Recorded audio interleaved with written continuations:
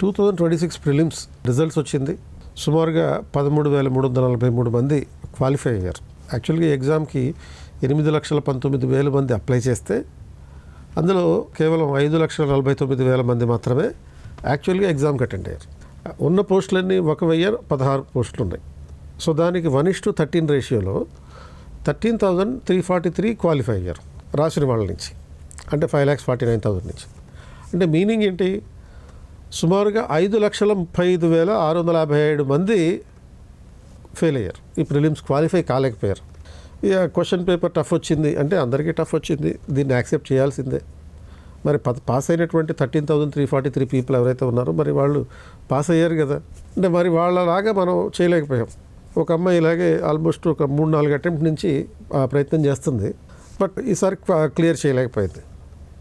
ఏంటి రీజన్ అంటే జిఎస్తో ప్రాబ్లం కాదు, సీసాట్ ప్రాబ్లం అంతే.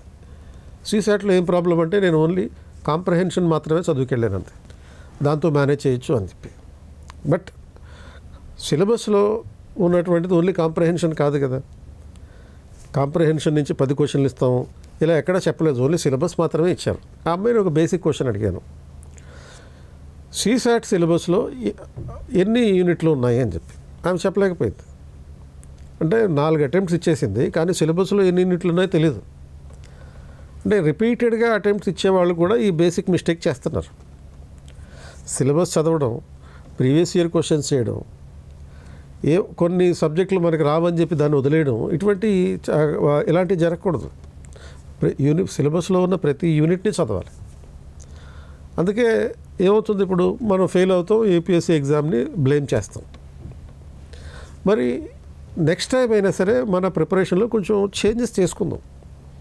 ఫస్ట్ మీరు చేయాల్సింది ఏంటి, ఇక డిప్రెషన్లోకి వెళ్ళాల్సిన అవసరం లేదు. ఎందుకంటే డిప్రెషన్లోకి వెళ్ళడం అనే దానివల్ల ప్రయోజనం లేదు. రిజల్ట్ని ఆబ్జెక్టివ్గా యాక్సెప్ట్ చేద్దాం. అండ్ అసలు ఫీడ్బ్యాక్ అంటే మనం ఫెయిల్ అయ్యామంటే అది ఒక feedback.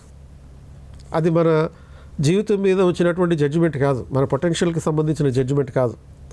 Failure is just a feedback. So మీరు ఏం చేయాలి ఇప్పుడు? ఈ 5,35,657 మంది చేయాల్సిన పని ఏంటి? ఫస్ట్ మీరు చేయాల్సింది ఏంటంటే మీ మైండ్ సెట్ చేంజ్ చేసుకోండి. ఆ ఫెయిల్యూర్ అనేటటువంటి యాటిట్యూడ్ నుంచి బయటికి రాండి. అలాగే యూపీఎస్సీని బ్లేమ్ చేయడం మానేయండి. బ్లేమ్ చేసేటట్టయితే ఎగ్జామ్ రాయకండి. అండ్ అంతేకాకుండా ఒక detailed error analysis of your mistakes దీన్ని తయారు చేసుకోండి. అంటే మీ మిస్టేక్స్ ఏంటి, ఎక్కడ గెస్ చేశారు, ఎక్కడ తప్పులు పోయినాయి, మీ నాలెడ్జ్కి అప్లికేషన్కి ఉన్న గ్యాప్ ఏంటి.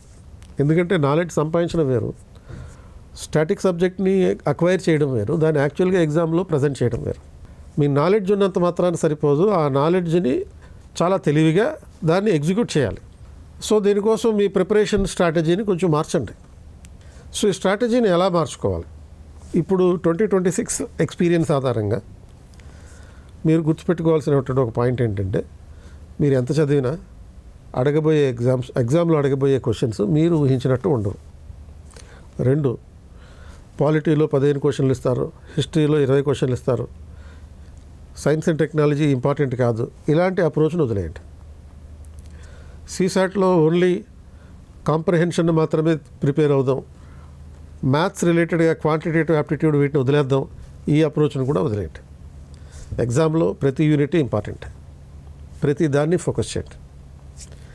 సో దీనికోసం ప్రీవియస్ ఇయర్ క్వశ్చన్స్ సాల్వ్ చేయడమే కాకుండా అనాలిసిస్ చేయండి. బాగా ఎక్కువగా ఫోకస్ చేయాల్సింది 25, 26 పేపర్లు, 23 నుంచి మొదలు పెడితే చాలు.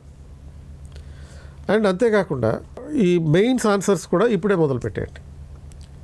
అంటే మెయిన్స్ ఆన్సర్ ఇప్పుడే ఎందుకు, అది ఎప్పుడో తర్వాత కదా, ముందు ప్రిలిమ్స్ పాస్ అవ్వాలి కదా అనుకుంటే మళ్ళీ మెయిన్స్కి మీకు 80 రోజుల టైం ఉండేది.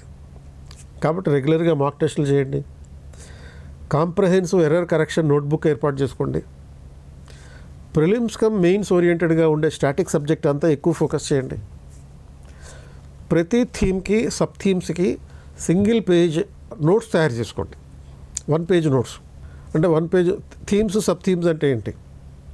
ఇప్పుడు మీకు ఫెడరలిజం అనేది ఒక థీమ్, దాంట్లో sub themes competitive federalism, cooperative federalism, bargaining federalism, ఇవి సబ్ థీమ్స్గా ఉంటాయి. ప్రతి సబ్ థీమ్కి ఒక single page memory builder, single page notes. And అంతేకాకుండా ఈ రకమైనటువంటి నోట్స్ తయారు చేసుకునేటటువంటి ఎక్సర్సైజ్ కంపల్సరీ చేయడమే కాకుండా ప్రతిదాన్ని బై హార్ట్ చేయడం, అది మీకు గుర్తుండిపోవాలి. మళ్ళీ ఇంకా అప్పుడప్పుడు మధ్య మధ్యలో దీనికోసం రివిజన్లు చేసుకుంటూ ఉండాలి. కాన్సెప్చువల్ క్లారిటీ మాత్రమే కాకుండా దాన్ని ఎగ్జిక్యూట్ చేసేటటువంటి విధానాన్ని తయారు చేసుకోండి. ఎక్స్పర్ట్ గైడెన్స్ తీసుకోండి. ఒక రిఫైన్డ్ స్ట్రాటజీ కలిగి ఉండండి. And me systematic preparation prelims 2027 కోసం ఇప్పటి నుంచే మొదలు పెట్టండి. ప్రిలిమ్స్ ఎప్పుడో ఉందని చెప్పి వాయిదా వేయకండి. మెయిన్స్ ఎప్పుడో ఉందని చెప్పి వాయిదా వేయకండి. మీకు జూలై 2 మళ్ళీ ప్రిలిమ్స్ ఎగ్జామ్ అన్న టైప్లో జూలై 1 నుంచైనా ప్రారంభించండి.